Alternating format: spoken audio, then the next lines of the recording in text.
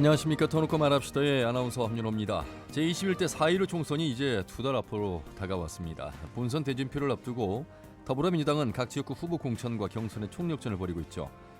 더욱이 민주당 경선 승리는 곧 당선이라는 인식이 높아지면서 예비 후보자들의 자리 싸움이 치열하게 펼쳐지고 있습니다. 반면에 전북이 중심이 되는 민주평화당과 바른미래당, 대한신당도 야권통합신당 추진으로 민주당과의 1대1 구도 만들게 나서고 있죠.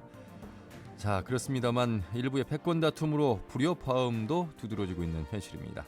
오늘 터놓고 말합시다에서는 야권 통합 움직임과 더불어민주당의 공천 진행, 그 어느 때보다 중요한 변곡점을 지나고 있는 전북 정치권의 상황, 총선 향한 주요 변수들 짚어보도록 하겠습니다. 오늘 방송은 사전 녹음으로 진행하고 있습니다. 유튜브에서 KBS 전주총국이나 터놓고 말합시다를 검색하시면 다시 보기와 의견 전달도 하실 수 있겠습니다. 많은 참여 바라겠습니다. 자, 그럼 토론에 들어가기 앞서 도민들은 야권 통합과 더불어민주당의 공천 경쟁에 대해서 어떻게 바라보고 계신지 김세별 리포터의 도민 인서트로 함께 들어보시죠. 통합 신당이라고 해서 야권의 통합이 되는 듯한데 그 전에 지도부 쇄신이 이루어져야 하지 않나 싶어요. 새집이라고 해놓고 똑같은 사람들로 지도부가 채워지는 거는 무늬만 통합이라고 생각하고 말로만 혁신을 한다면 민심을 더 이룰 수 있다고 보고 있어요. 민주당이 공천을 위한 과정을 진행하고 있는데 기존 정치인들보다는 좀 신인 정치인들이 좀 많이 됐으면 좋겠고요. 야권의 경우는 뭉치기 흩어지기를 번복하고 있는데 선거가 2달 정도 남았으니까 정리를 좀 잘해서 유권자가 희망을 가질 수 있는 방향으로 나갔으면 하는 바람이죠. 지금까지 난 후보들을 보면 기존 정치인이나 복귀를 노리는 인물이 많아서 그런지 전부 다 그나물의 그 밥인 느낌? 이런 것들이 선거 관심도를 떨어뜨리는 요인일 거라는 생각이 들더라고요. 세대 교체가 돼야 맞아. 그거 기존의 정치가 계속 간다고 하면 발전이 없겠잖아요. 인물로 갔으면 저는 좋겠습니다. 여야당을 떠나서 그 지역에 발전시킬 수 있는 그런 분들이 됐으면 좋겠고, 이번 공천에 있어서 적어도 개인의 자기 법을 만드는 사람보다는 국민의 법을 만드는 사람이 공천이 됐으면 하고, 정치는 싸우는 게 아니라 서로 협치를 해서 좋은 안을 만들어내는 거거든요. 올해는 총선도 있고 전북이 정치적으로 중요한 한 해라고 생각을 해요. 4년 동안 전북을 이끄는 지역 대표를 선출하는 만큼 도민들도 신중하고 관심 있게 바라보고 선택했으면 좋겠어요. 네, 도민들이 바라본 야권 통합과 민주당의 공천 경쟁 관련해서 총선을 준비하는 마음 들어봤습니다. 오늘 두 분과 함께하도록 하겠습니다. 먼저 전북일보 이경재 개곤논설위원, 어서 오십시오. 네, 안녕하십니까. 네, 그리고 참여자치 전북시민연대 김명기 대표님 반갑습니다. 네, 안녕하십니까. 예. 자, 이경재 의원님, 네. 유권자들의 목소리 들으셨습니다. 이제 총선이 60일도 남지 않았습니다. 어느 정도 뭐 예비 후보 등록이 시작된 지는 꽤 됐습니다만 현역들이 이제 예비 후보 등록을 해가는 모습, 그래서 이제 더욱더 가까이 왔구나 이런 생각을 해보게 될 텐데, 하지만 또 코로나19로 인해서 조금 뭐 주춤하는 모습도 있고요. 분위기를 좀 전해주신다면요. 네, 그렇습니다. 코로나19 때문에 선거운동이 막 그 싹을 틀 무렵에 일구가 와가지고 주춤하고 지금 현재는 뭐 진정 국면이 와서 다시 선거 재개 운동이 본격화되고 있는 것 같습니다. 과거에는 뭐 문자 메시지랄지 이런 걸로 해서 홍보 수단을 말하자면 코로나 감염 예방법 이런 걸로 주로 이제 했는데 이제는 아까 말씀드린 것처럼 거의 뭐 미팅 같은 것도 다중 미팅도 다 이루어지고 있고 뭐 총회랄지 기관단체 이런 것도 지금 이루어지고 있기 때문에 선거운동도 지금 활발히 하고 있는 것 같습니다. 주말에도 보니까 저도 몇 군데 다녀봤는데 후보들 뭐 명함 나눠주고 다 막수하고 지금 다 그러고 있는 상황인 것 같습니다. 대표님 총선 분위기 어떻게 느끼십니까? 네, 실제로 코로나19 영향은 아무래도 정치 신인들이라든지 비현역 예비 후보자들에게는 좀 불리한 상황이었던 것 같습니다. 어쨌든 간에 각종 큰 행사들이 대부분 취소가 되어서 이 맨투맨식 어떤 접근을 해야 하는데 또 맨투맨이 갖고 있는 또 부담감들이 있었기 때문에 아무래도 뭐 나름대로 SNS를 통해서라든지 아니면 발로 뛰는 어떤 선거운동을 하고 있지만 전체적으로 선거 분위기가 잡히지 않았기 때문에 기득권에는 좀 유리했고 정치 신인에게는 좀 불리한 어떤 상황들이 아직까지는 계속되고 있다 이렇게 볼 수 있을 것 같습니다. 자, 지금 터놓고 말합시다는 사전 녹음 방송으로 2월 14일 오전 10시에 시작해서 진행을 하고 있습니다. 방송이 나가는 시점은 16일 일요일 오후가 되겠습니다. 이 말씀을 드리는 건 정치적 상황들이 계속 변화하고 있기 때문에 혹시 오늘 녹음 방송과 달라진 내용이 있을 수도 있다는 말씀을 드리면서 야권 신당 얘기를 하기 위해서 제가 이 말씀을 드렸습니다. 이경규 의원님, 바른미래당, 민주평화당, 대한신당 통합하는 겁니까? 아니면 뭐 손학규, 정동영 퇴진 없으면 불가하다 뭐 이런 상황인데.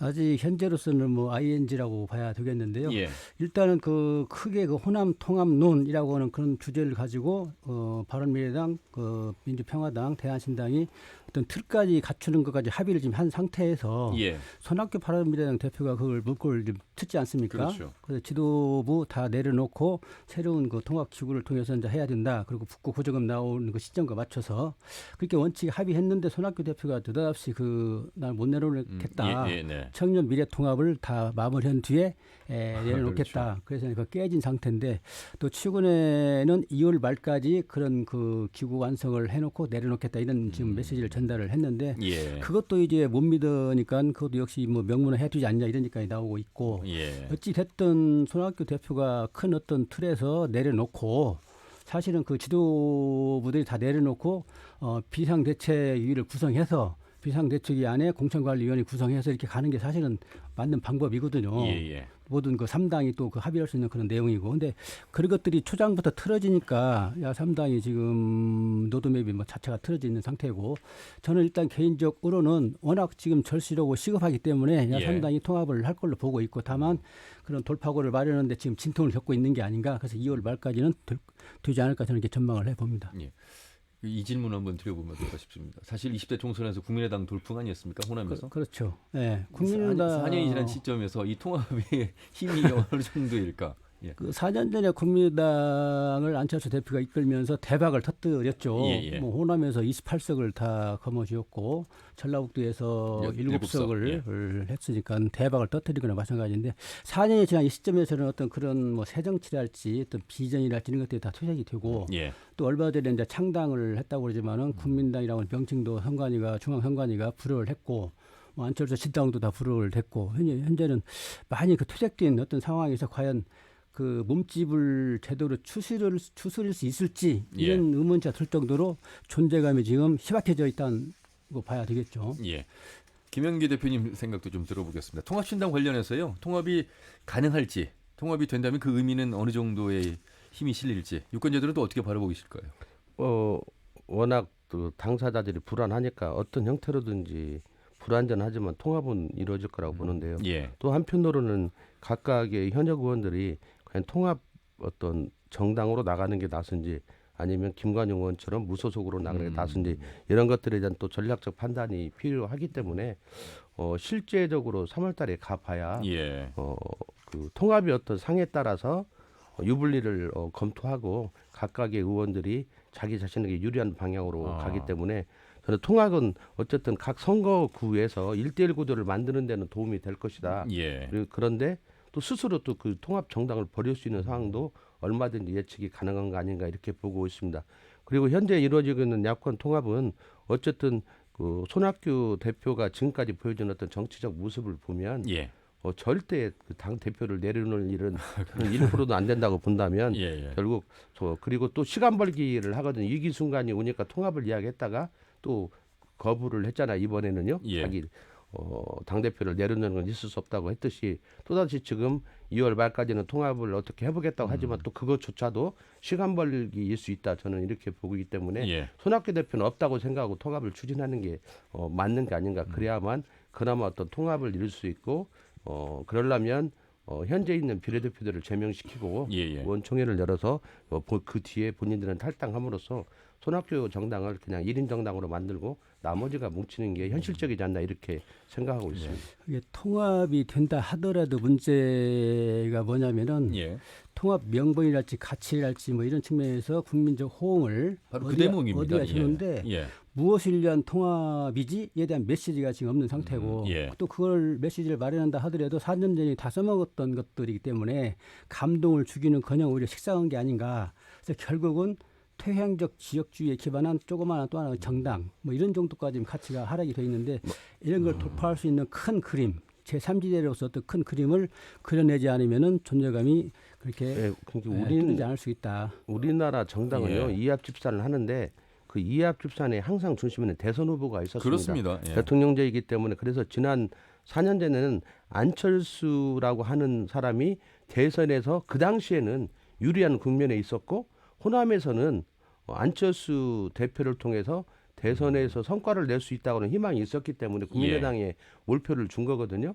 근데 현재의 정당들은 안철수 본인조차도 지금 큰 존재감이 없어졌고 뭐 정당을 새로 독자 정당을 만들고 있지만 과거와 같은 어떤 영화를 누리기는 어려운 상황이 있고 더더욱이 호남 3당의 통합은 지도자 없는 사람들의 어떻게 보면 냉정에 바로 오합지졸이기 때문에 큰 어떤 정치적 반향을 일으키기도 어렵고 또 새로운 정치를 내세우는 것도 없기 때문에 단순히 이번 총선 4.15 총선에서 어떻게 하는 것이 정치적으로 유리한가에 대한 판단만 있을 뿐이다. 호남 이렇게 생각이 3당에 지금 각각 당의 후보군이 준비가 되고 있을 텐데 만약에 이게 통합이 되면 단일화를 또 해야 되는 그런 상황이죠. 경선을 하든. 근데 워낙 지금 당들이 당 같지 않아서 후보도 거의 없기 때문에 현재 있는 현역 의원들 중심으로 지역구가 배치되고 또 나머지 지역이나 또 수도권의 일부 지역에 배치되는 형태가 이루어질 겁니다. 그래서 여타 지역은 큰 의미가 정치적으로 없기 때문에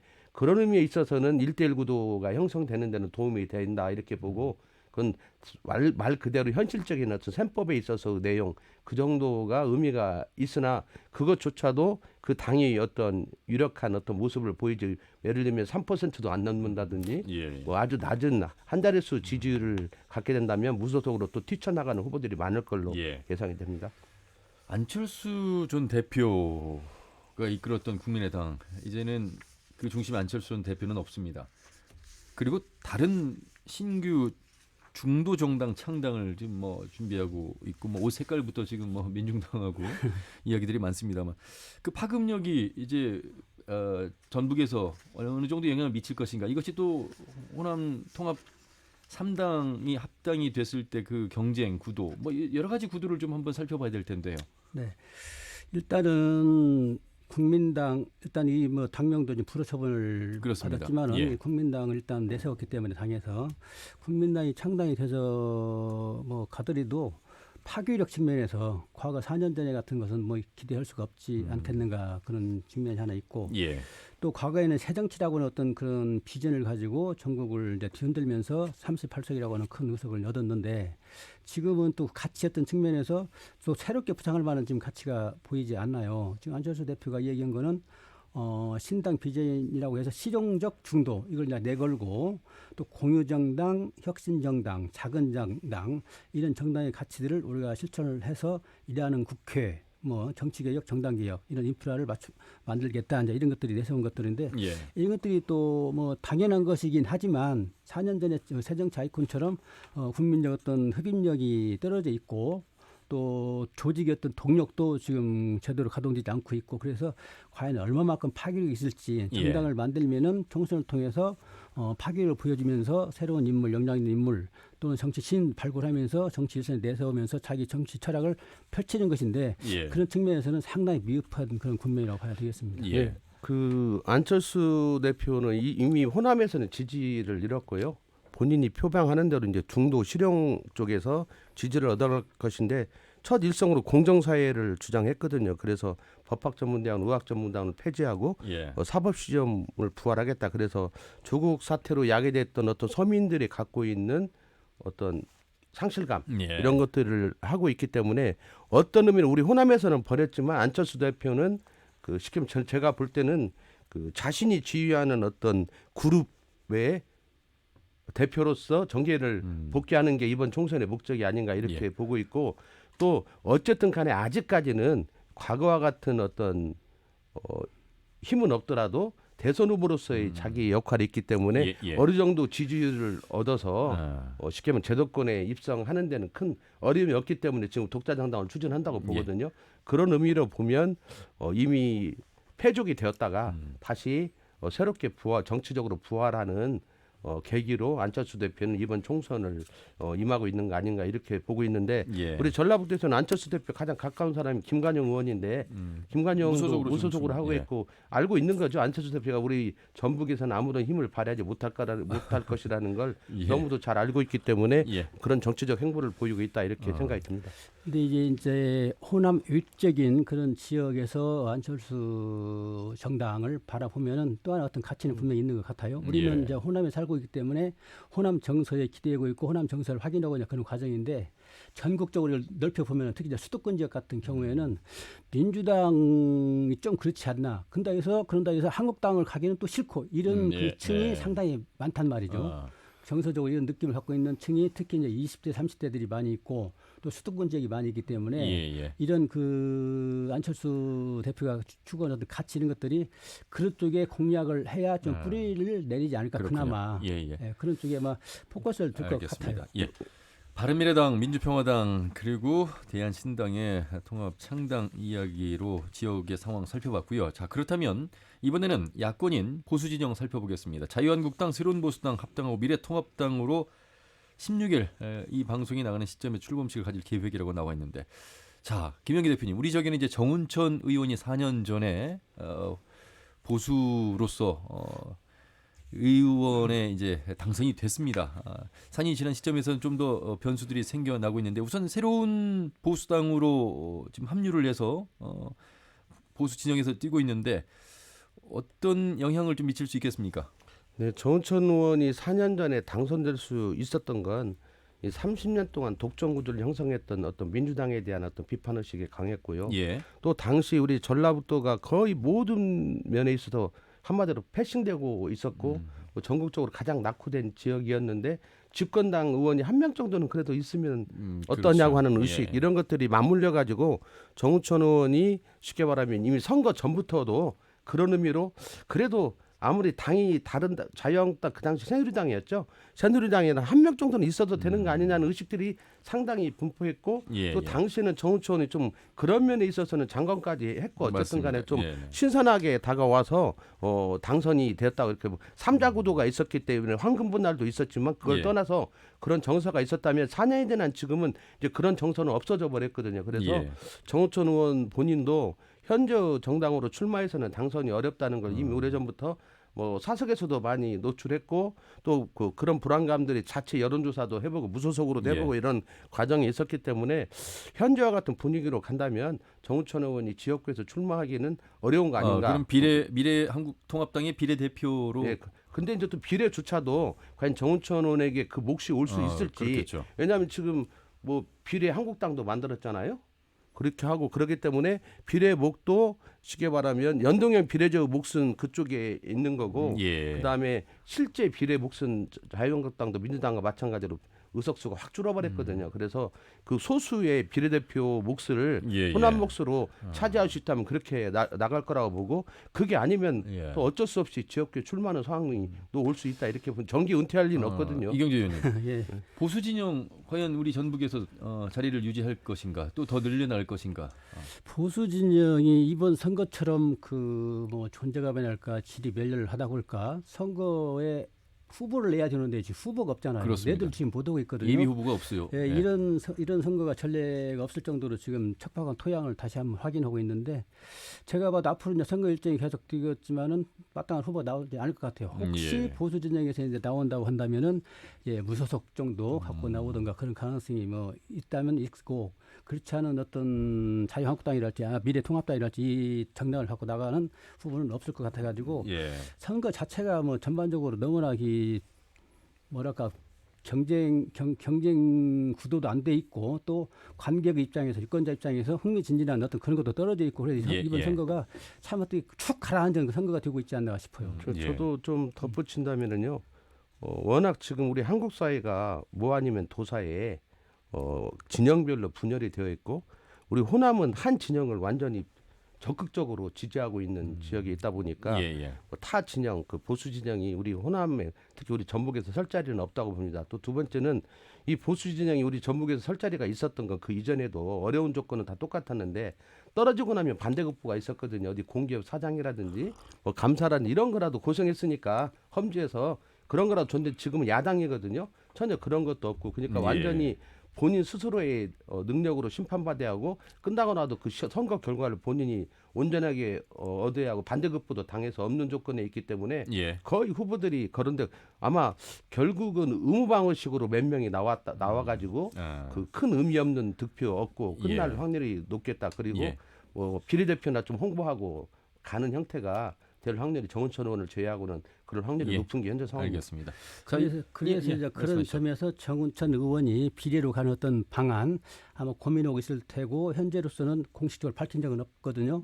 아마 그리 가는 방안이 논의가 되고 있는데 그것도 하나의 어떤 바람직한 방안이 아닌가 지역 차원에서 보면은. 그렇게 되면 전주을 선거구는 민주당 경선이 곧 본선이 되는 독식하는 거죠. 그런 구도가 발생하겠네요. 박지원 최고위원이 지금 뭐 불출마 의사를 했고 정은천 의원까지 비례로 가게 되면 민주당의 경선 뭐 허경영 의원 당이 있기 때문에 뭐 무투표 당선은 어려운 것 같고요. 뭐 단투명tum 있다고 보니까 뭐라고 하는데 정당 이름도 길어서 기억도 안 나는데 그런 의미로 접근한 다음 현재 경선이 어떤 당선인 상황이 뭐 비단 을 지역구뿐만의 문제는 아니겠지만 어른층 그런 상황으로 가고 있는 것 같습니다. 자, 그러면 민주당 근데 상황을 변수는 있어요. 왜냐면요. 정은천이 비례는 간다고 했지만 선관위에서 말했듯이 비례대표는 지금 다 경선을 해야 하거든요. 그러면 정은천 의원이 호남의 그 당의 당원도 거의 적은데 그 경선 과정을 뚫고 유의미한 순번을 앞순위를 얻을 확률이 없다고 판단하면 또 슬그머니 출마할 수도 있다고 알겠습니다. 그럼 뭐 변수들이 많기 때문에 예상을 해본 거고요. 자, 이경재 의원님, 더불어민주당 이제 지금 예비 후보들 이제 경선을 앞두고 있습니다. 대형 현수막을 보면요, 문재인 대통령과 함께 찍은 사진, 뭐 요즘에는 이제 정세균 국무총리와 함께 찍은 사진까지도 볼 수가 있습니다. 뭐 효과가 있기 때문에 그런 것인데, 자, 우선 우리 지역 10개 지역구 중에 현재 현역은 2곳인데 익산 갑과 그리고 완주 무진장입니다. 13일 지금까지 보니까 20여 명의 민주당 후보 공모를 마쳤고 여기에 이제 면접까지 진행이 됐습니다. 지금 나온 지난 13일 1차 경선적이 발표됐는데 우리 지역에서는 익산 갑, 익산을, 완주 무진장 경선을 이렇게 치르게 됐네요. 네, 세 군데가 전라북도에서는 경선 1차 경선적으로 발표가 됐고 전국적으로는 52곳이 발표가 됐는데 호남에서는 7곳, 전라북도에서는 3곳이 이렇게 발표가 됐습니다. 그런데 이제 뭐 나머지 지역들은 다 다음 주에 또 이렇게 추가로 계속 발표해서 2차, 3차가 있을 것 같고요. 일단 왜 그러면 전라북도는 3군데만 이렇게 발표가 됐느냐 보니까는 일단 등록 후보가 2사람. 2인인 지역 우선 대상으로 했고요. 또 하나는 이제 비교적 검토할 수 있는 그런 조건 이런 것들이 용이한 지역.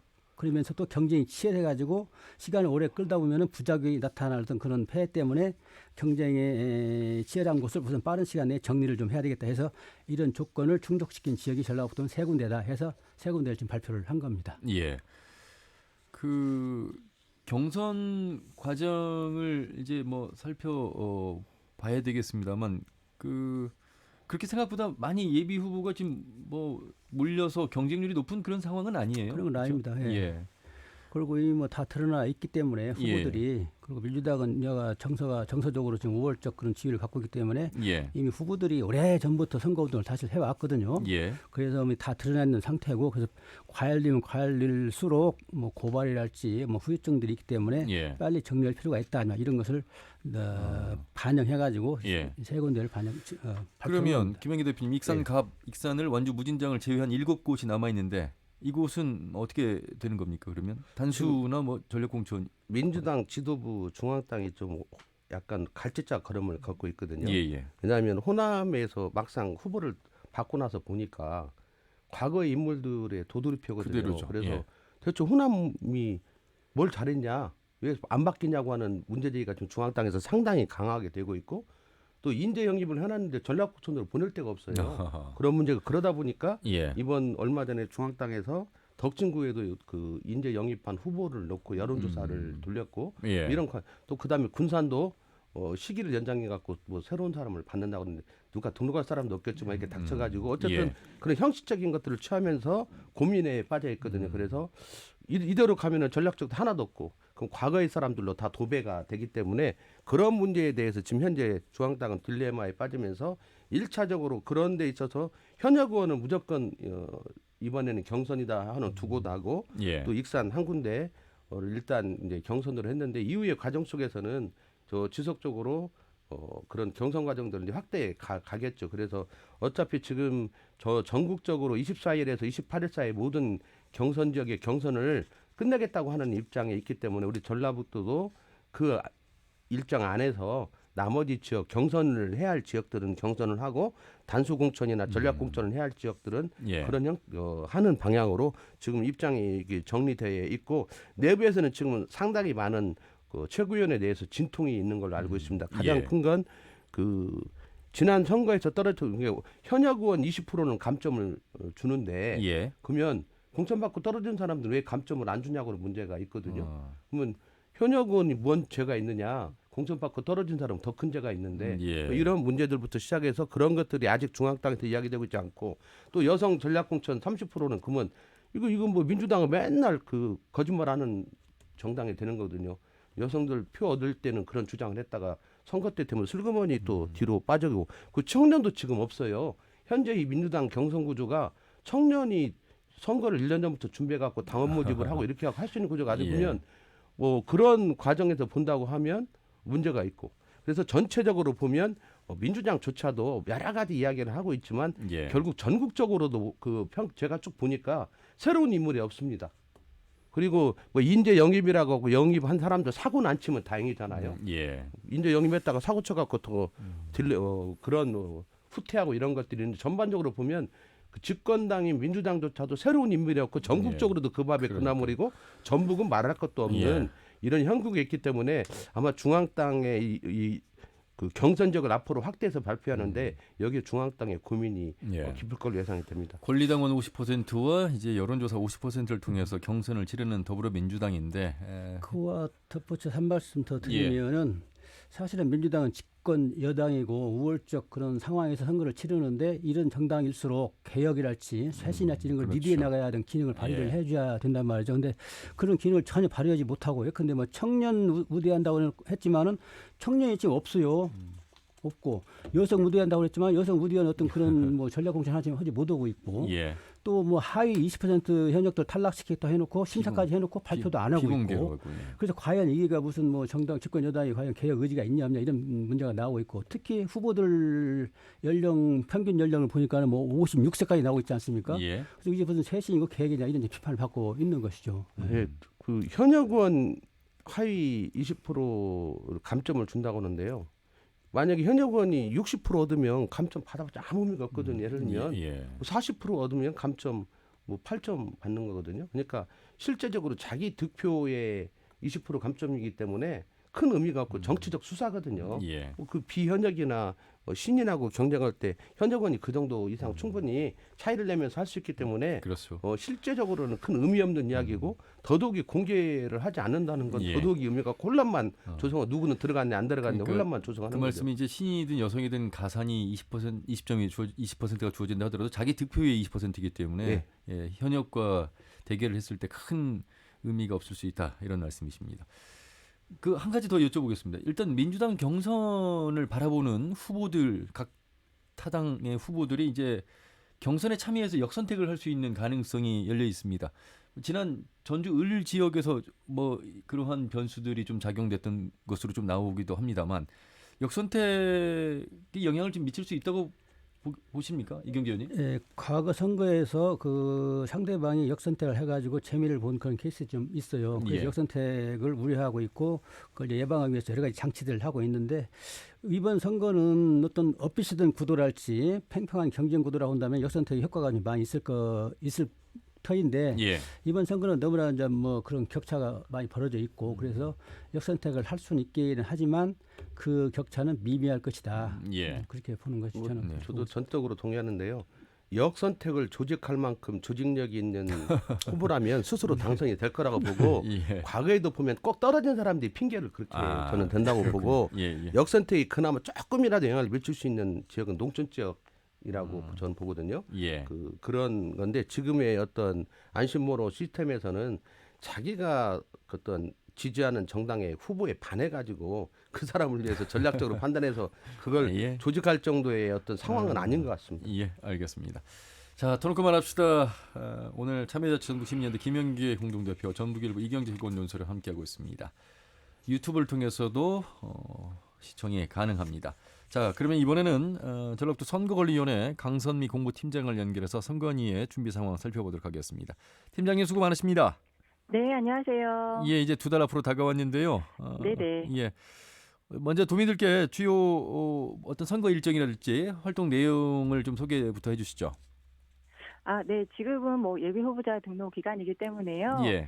뭐 별다른 일정은 없고요. 3월 이제 후보자 등록 전까지는 뭐 큰 일정은 없습니다. 다만 저희가 이제 저희 선거관리위원회 직원들은 정확하고 완벽한 선거 관리를 위해서 선거관리 체제를 구축을 했어요. 예. 그리고 선거 장비를 점검하거나 투개표 실전 연습을 하거나 하는 등 절차삼의 정확성을 기하기 위해서 만전을 기하고 있고요. 예. 또 가장 또 중요한 위법행위 예방 당속을 위해서 도내 231명의 공정선거 지원단과 25명의 사이버 지원단을 운영하고 있습니다. 그렇군요. 예, 또 준연동형 비례대표제가 도입되었고 선거권 연령이 하향되는 등 공직선거법이 개정되어서 유권자들이 혼란이 없도록 여러 가지로 선거 정보를 알리는 데 주력하고 예. 있습니다. 2월 14일 기준으로 선관위에 등록한 예비후보 등록 현황 좀 소개해 주세요. 현재까지 도내 10개 선거구에 총 51명의 예비후보자가 등록했고요. 예. 그중에서 군산시가 7명으로 가장 많습니다. 예. 자, 계속해서 이제 예비 후보 등록 뭐 아직 현역 중에 안 한 분들도 계시고 좀 더 추가가 되겠습니다. 네. 정당별로 혹시 분류해서 좀 설명이 가능하겠습니까? 네네. 현재 국회의원 저희가 이제 진안군 재선거도 있지 그렇죠. 않습니까? 군수선거가 있죠. 이제 먼저 국회의원 선거에 있어서는 더불어민주당이 20명, 바른미래당이 1명, 대한신당이 2명, 정의당이 2명, 민주평화당이 3명, 민중당이 1명이고요. 예. 그리고 국가혁명배당금당이 16명이고 무소속 6명입니다. 아하. 그리고 진안군 재선거는 총 8명이 등록을 하셨는데요. 예. 더불어민주당이 5명이고 무소속이 3명 이렇게 등록했습니다. 예. 자, 지난 군민들은 4.15 총선 때 군수를 다시 뽑아야 되는 선거도 그렇습니다. 치러야 됩니다. 지금 현재 8명의 예비 후보가 등록돼 있다 이런 말씀이신데 예. 선거 90일 전인 지난달 16일부터 출판 기념회나 현역 의원들의 의정 보고에 모두 이제 금지가 돼 있습니다. 네네. 그리고 이제 60일 전부터 이제 진행이 되고 있는 상황 속에서 예비 후보들이 제약을 받는 게 있을 텐데요. 선거일 60일 제한 규정에는 예비 후보자가 특별히 제한 받는 것은 없고요. 예. 지방자치단체장이 이제 좀 주의해야 될 점들이 있습니다. 지방자치단체장의 경우에는 정당의 어떤 정책을 홍보하거나 정당이 개최하는 당원연수나 단합대회 등의 그런 정치 행사에 참석할 수 없고요. 예. 선거사무소 등 선거운동기구도 방문할 수 없습니다. 예. 또 지자체가 행사를 많이 하는데 이제 60일부터는 법에 의해서 개최 후원하도록 한 행사 이외에는 예. 사업 설명회나 체육대회, 민원상담 등 각종 행사를 개최하거나 후원할 수 없습니다. 예. 그리고 이번 총선 관련해서는 이제 여론조사 제한 규정이 있는데요. 60일인 2월 15일부터는 누구든지 선거일까지 정당이나 후보자의 명의를 밝히거나 투표용지와 유사한 모형으로 선거에 관한 여론조사를 할 수 없습니다. 예, 그렇군요. 다만 예외되는 경우가 있는데요. 정당이 당내 경선 여론조사를 하거나 정당이나 후보자로부터 이제 의뢰를 받은 여론조사 기관이 의뢰자를 밝히지 않고 그 여론기관의 조사기관의 명의로 선거에 관한 여론조사를 하는 것은 가능합니다. 예. 자, 선거법 개정으로 이번 총선부터 이제 고3 학생에 해당하는 만 18세부터 투표권이 주어집니다. 여러 그런 변화 속에서 선관위 차원에서 선거운동이 허용되는 것인지 학교 현장이기 때문에 네네. 예, 우려되는 부분이 좀 있을 것 같은데요.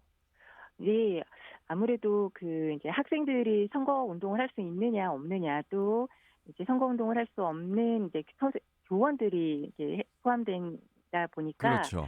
좀 주의할 점들이 있습니다. 그래서 이제 먼저 선거권을 갖는 시점하고 선거운동을 할 수 있는 시점은 다르거든요. 이것을 예. 유념하셔야 하는데요. 아하. 즉 선거권을 같은 경우에는 선거일 현재 만 18살이 되는 학생은 선거권이 있습니다만은 예. 선거운동을 하는 그 연령은 가능한 연령은 그 행위시로 산정하기 때문에 예. 선거운동을 하는 때에 18세가 돼 있어야 합니다. 지금 그리고 지금 만 18세 그러니까 정확하게 주민등록으로 본다면 예, 2001년 4월 17일 출생자부터입니까? 2002년 4월 16일 이전 출생자가 해당합니다. 아, 원래대로 하면 2001년이어야 되는데 네, 그렇습니다. 2002년 4월 16일 출생자가 이제 투표할 수 있게 되는 거죠? 예, 그렇습니다. 예. 예, 그리고 이제 정당 가입 같은 경우에도 입당 시점에서 18세 이상이 되어 있어야 하니까요. 예. 주의하셔야 하고요. 이렇게 선거운동을 할 수 있는 18세 이상의 학생의 경우에는 문자 메시지나 인터넷 홈페이지 전자우편을 통해서 선거운동이 가능하고요. 예. 선거 사무 관계자나 연설 대담자 등이 될 수 있는데 이거는 이제 학업과 관련이 있기 때문에 조금 현실적으로는 어려울 것 같습니다. 예. 그리고 당원이 돼서 이제 당비를 납부하거나 후원에 후원금을 기부하는 것도 가능하죠. 하지만 하면 안 되는 것들도 있습니다. 이제 선거 운동을 할 수 있는 학생들일 경우에도 다수의 학생을 대상으로 특정 정당이나 후보자에 대한 연설을 하거나 선거운동 목적으로 모임이나 집회를 개최하고 할 수 없고요. 또 그 정당이나 후보자의 명칭이나 성명이 게재된 현수막이나 인쇄물 등을 첩부 게시하는 것 등은 할 수 없습니다. 예. 또는 저희 선거법에서는 호별 방문을 통한 선거운동은 막고 있거든요. 예. 그래서 학생이 선거운동을 위해서 연속적으로 2개 이상의 교실을 방문하거나 교내 동아리의 명의로 어떤 정당이나 후보자에 대한 지지선언 등의 선거운동을 할 수 없습니다. 팀장님, 선관위에 그 고발 접수된 선거 범죄 관련해서요. 진행 중에 있는 것들이 있죠. 지금 현재 저희에서는 진행 중인 것은 없고요. 현재까지 이번 총선과 관련해서 고발은 4건이 있었고 경고는 10건의 조치가 있었습니다. 그래서 주요 사례를 살펴보면 지난해 11월에 특정 정당 행사에 버스를 빌려가지고 학생 70여 명을 동원한 사례가 있었고 지지호소 내용이 포함된 인사장을 배포한 사례 등이 있었습니다. 공직선거법에서는 입후보 예정자는 후보자를 위해서 기부행위를 하거나 하게 할 수 없도록 하고 있거든요. 그러니까 이것을 위반했을 경우에는 5년 이하 징역이나 1,000만 원 이하 벌금에 처하기 때문에 주의하셔야 할. 자, 유권자분들에게 좀 유의할 사항들이 많이 있을 것 같습니다. 끝으로 좀 전해주시죠. 네네. 먼저 그 유권자 입장에서는 의도하지 않게 가짜뉴스나 허위사실 등을 SNS 등을 통해서 복사해서 퍼뜨리는 일이 있을 수 있습니다. 이걸 주의하셔야 되고요. 후보자 등으로부터 선거와 관련해서 음식물이나 물품 등을 받는 경우 그 받은 물품의 10배에서 50배에 해당하는 과태료를 부담하게 됩니다. 반드시 주의하시길 바라고요. 우리 선거관리위원회에서도 유권자의 관심을 높일 수 있는 다양한 홍보 사업을 준비하고 있고 또 후보자의 정책을 잘 전달하기 위해서 후보자 토론회나 후보자 공약 은행 등을 운영할 예정이니까요. 유권자 여러분들께서도 선거에 관심을 가지고 후보자나 정당의 공약을 꼼꼼히 살펴보시고 투표에 적극 참여해 주시길 바랍니다. 언론도 이게 선거 때만 되면 굉장히 조심스러워져 항상 선관위에 문의를 하곤 하는데 알겠습니다. 말씀 잘 들었습니다. 고맙습니다. 네, 감사합니다. 네, 전라북도 선관위 강선미 공보팀장이었습니다. 시간이 많이 흘렀습니다. 더불어민주당 그 경선하는 곳도 세 곳이라고 말씀드렸는데 간단하게 그래도 한번 살펴보도록 하겠습니다. 왜냐하면 민주당의 후보들이 가장 많이 지금 예비 후보로 등록되어 있고 경선을 치러야 되는 상황에서 김행기 대표님, 익산갑은 지금 3선의 이춘석 의원과 신인 김수홍 전 국회 사무처장 지금 경선이 지금 준비되어 있죠? 예. 실제 이미 이춘석 의원은 3선을 했고 중진 의원 벌써 반열에 오른 것 같습니다. 민주당에서는 전라북도에서는 지금 최다선인데 그걸 한번 국회 전문직이죠.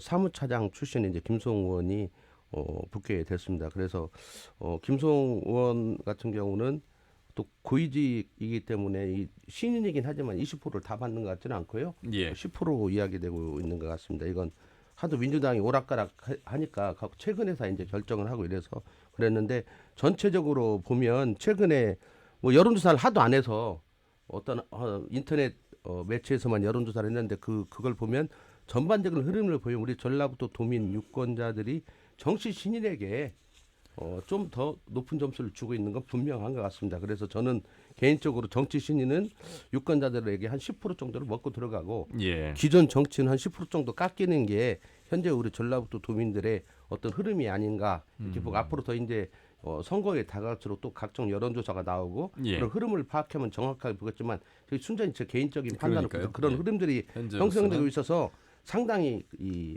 각축전이 예상되고 예. 있는 어떤 내용들인 것 같습니다. 그리고 익산 을 같은 경우는 뭐 이게 이번뿐만 아니라 옛날에도 이렇게 경쟁을 했어요. 예. 한병도 전 의원하고 김성중 그 예비 후보가 예. 비단 이번만 경쟁한 거 아니라 그 이전에도 이미 그렇습니다. 출마했던 분이기 예. 때문에 뭐 그냥 경쟁이 이루어지고 있는 것 같고요. 완주 지난 우주 장수 지역도 여전히 또 안희영 의원하고 유이태 의원이 또 여기도 후보. 예. 유이태 후보, 안희영 후보가 이제 경쟁을 하고 있는데 최근에 완주에서 군 의원들이 뭐 지지선을 하고 그랬다가 중앙당에서 그런 거 해서는 안 된다고 이제 지침이 내려가지고 그렇죠. 못 하고 있는 상황인데요. 예. 그래서 여기도 좀 이렇게 최근의 흐름을 보면 이 완주의 어떤 소지역주의 문제라든지 예. 아니면 완주에서 벌어졌던 여러 가지 사건에 되지 않았던 평가 문제 이런 것들 속에서 어떤 상당히 지지율이 다른 지역보다도 좀 요동친다고 해야 하나요? 좀 예. 흐름이 변화가 조금은 있는 곳이기 때문에 관심적이라고 볼 수 있을 것 같습니다. 예.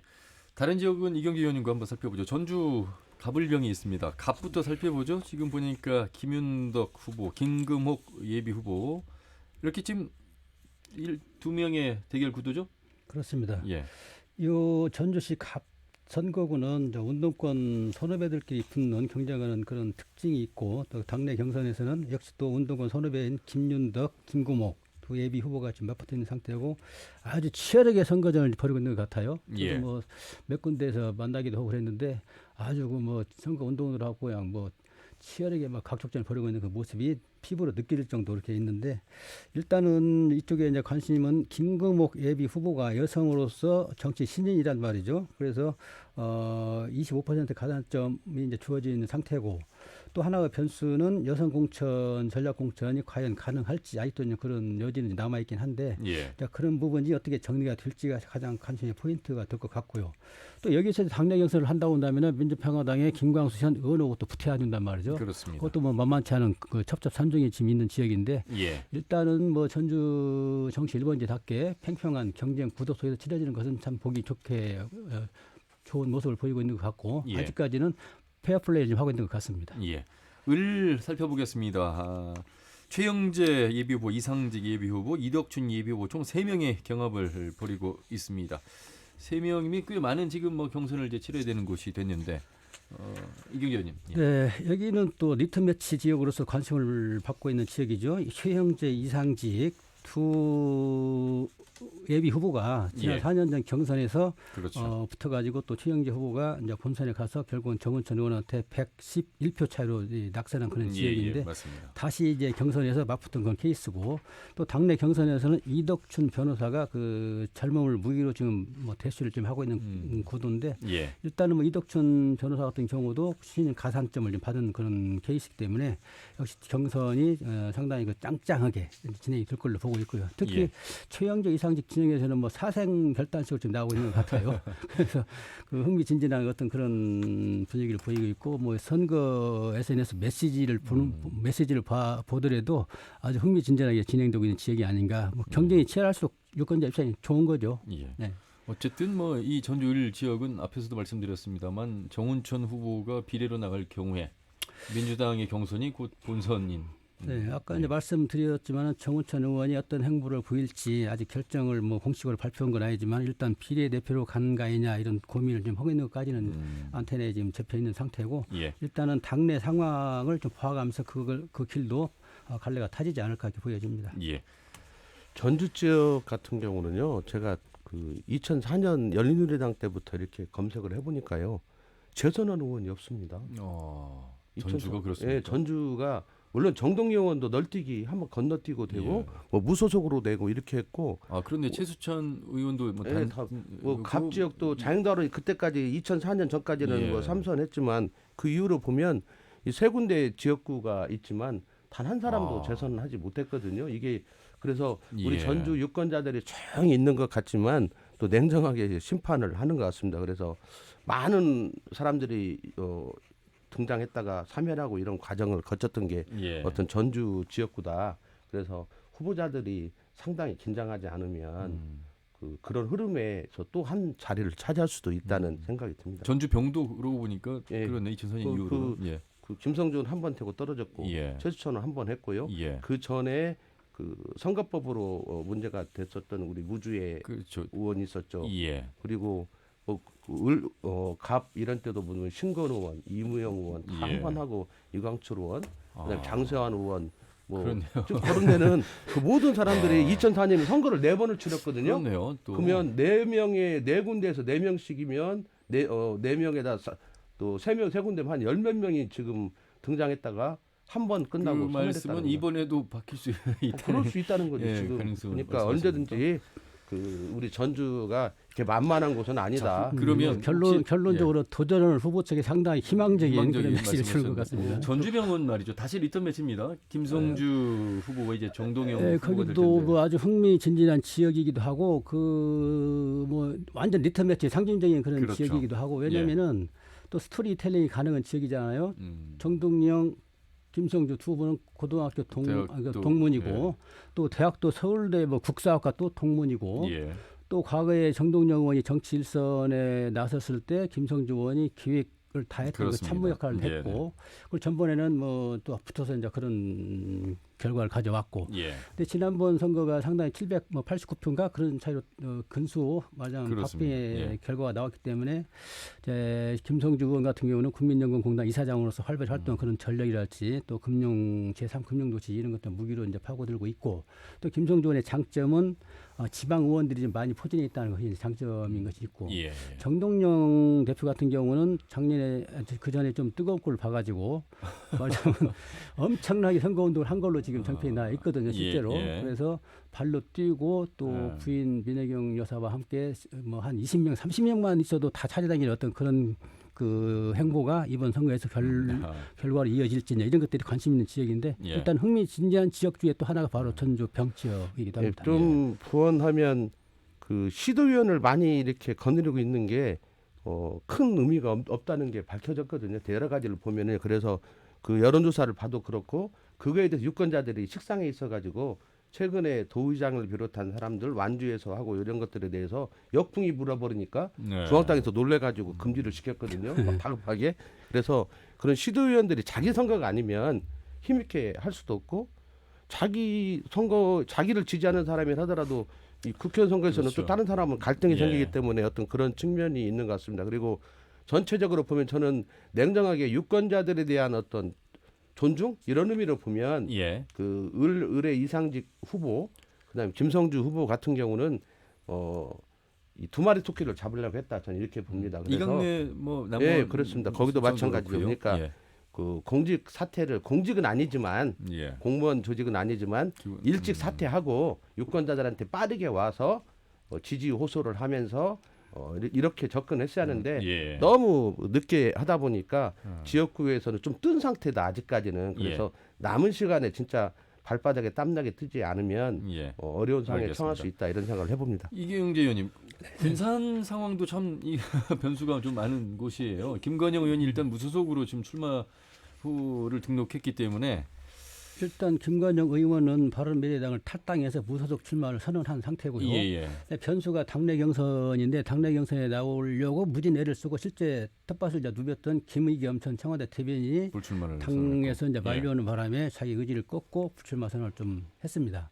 그래서 이제 신영대 전 행정관이 민주당으로 지금 나와 있는 상태고 또 김관영 의원은 무소속으로 뛸 거고 또 김관영 의원 부인 기자회견 때 밝힌 것처럼 무소속으로 해서 만약에 당선이 되면 또 민주당에 갈 수도 있다 뭐 이런 이제 메시지를 남겨가지고 예, 네. 당심을 좀 얻고 가는 그런 형태를 보이긴 했는데 일단 마지막 변수는 신영대 전 행정관 플러스 다른 어떤 변수가 뭐냐, 전략공천으로 가냐, 아니면 다른 제3의 후보가 나오냐 예. 이런 문제인데 그런 문제 아직도 변수로 남아있다고 봐야 되겠습니다. 지난 20대 총선에서 민주당이 전략공천에서 다 패배를 했거든요. 군산도 바로 이제 고대 김윤태 교수가 이제 후보로 전략공천 받아서 이제 맞아요. 그 예. 김윤태 교수가 사회학과 교수죠. 근데 나왔는데 뭐 전혀 지역에서 활동한 전력이 없어가지고 예. 그냥 당내 기여랄지 어떤 지식인 어떤 그런 그룹, 자문 그룹을 활동을 하는 사람인데 지역에 와가지고 말하자면 낙하산식으로 내지 꿇어주니까 지역에서 이제 반발이 이랬던 거죠. 그런 예. 경우는 이제 우리가 경험에서 본 것처럼 그런 것들은 말하자면 지양을 해야죠. 그렇게 해서는 안 되는 예. 거예요. 아무리 뭐 중앙에서 유명한 사람이라 하더라도 지역 기반이 전혀 없는 사람을 낙하산처럼 내리꽂는 것은 되지 않는 전략국천도 어느 정도 지역 기반이 있고 지역에서 인지도가 있는 사람이 한다는 건 분명합니다. 군산의 하나의 변수는 군산 시민들, 유권자들이 과연 이번 선거를 어떻게 볼 것인가. 그렇죠. 지역 경제 왜냐하면 현대중공업 군산조선소 뭐 중단 가동도 돼 있고 또 예. GM 사태도 겪었고 또 최근에는 또 이 코로나19 사태로 해서 지역 경제가 또 마비다시피 했고 OCI가 지금 또 영향을 받고 OCI도 문제가 있고 그래서 이런 경제적 취약성 또는 쑥대밭이 되다시피 한 이런 지역 경제를 바라보는 시민들 입장에서 예. 어떤 선택을 할 것인지 심판을 할 것인지 책임을 물을 것인지 예. 다른 대안을 보고 희망적인 어떤 투표를 할 것인지 그런 것들이 또 하나 포인트가 되겠습니다. 군산 지역은. 예. 정은고창이 바로 이제 20대 때 하정열 후보 전략공천했다가 이제 낙선을 했습니다.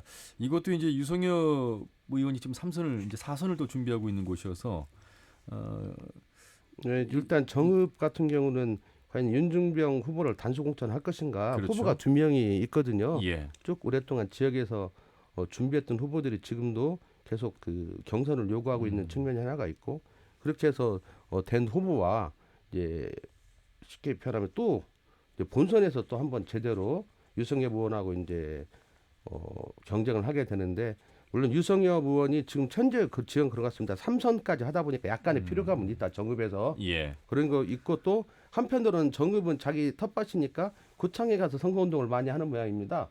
그러다 보니까 정읍 사람들 우리 정읍은 뭐냐 이런 것들이 있어서 예. 그런 피로감을 어떻게 극복할 것인가 유성엽 의원은 그게 과제인 것 같고요. 또 유력한 후보로 거론되는 윤준병 후보 같은 경우는 아무래도 고향은 여기고 태어나기 이쪽에서 고향은 여기지만 주로 서울에서 물론 전라도에서도 근무한 적이 있더라고. 근데 대부분의 세월을 서울에서 보내다가 예. 왔기 때문에 그런 행정 관료에 대해서 정읍구청이 유권자들이 어떻게 그렇죠. 판단하는가. 물론 민주당 지지율은 얻고 있는데요. 예. 그런 것들이 있고 또 아무래도 우리 전라북도에서 민주당 계열이 아닌 사람들이 유력한 후보 중에 덕진도 있지만 정읍도 뭐 이전부터 있었던 곳이고 현재도 야3당 통합에서도 한 축으로서 지금 유승엽 의원이 기능을 하고 있기 때문에 그런 것들을 유권자들이 어떻게 바라볼 것인가가 선거 결과에 영향을 줄 것 같습니다. 김제 부원 그리고 남원 임실 순창은 다음 시간에 좀 더 깊이 있게 살펴보도록 하겠습니다. 자, 2달 앞으로 남아 있는 이 총선 변수들도 많이 남아 있습니다. 유권자분들도 더욱더 주의 깊게 살펴보시길 바라겠습니다. 계속해서 저희 터놓고 말합시다에서는 선거 관련해서 말씀을 전해드리도록 하겠습니다. 다음 시간에는 도당 위원장들을 전화 연결해서요 상황 살펴보도록 하겠습니다. 두 분 말씀 잘 들었습니다. 고맙습니다. 네, 감사합니다. 네. 전북일보 이경재 개건연수위원 그리고 참여자치 전북시민연대 김영기 공동대표와 함께했습니다. 터놓고 말합시다는 다음 주 일요일 오후 5시 5분에 인사드리겠습니다. 함윤희였습니다. 고맙습니다.